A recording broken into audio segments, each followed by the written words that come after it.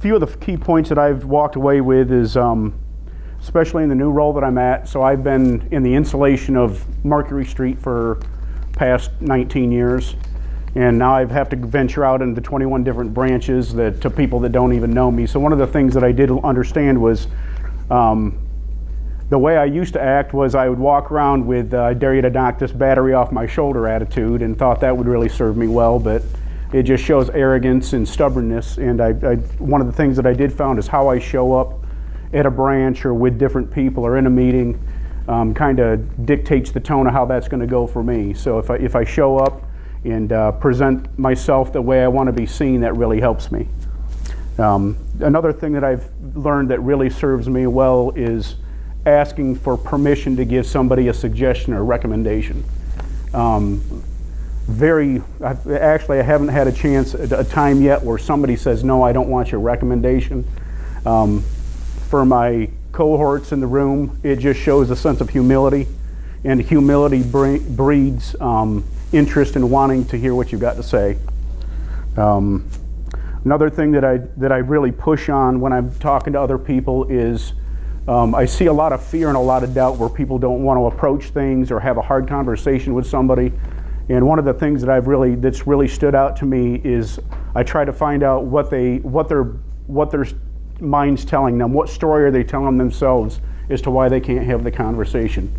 And you'll be proud is it was like clockwork. Last week I was talking to a guy. There was a position available, and the guy is really totally qualified for doing the job. And I said, so what's holding you back? And he looks at me and he says, well, what if I fail? And then I looked back at him, and like clockwork, I heard you talking, and I said, well, what would happen if you succeeded? Did you ask yourself that?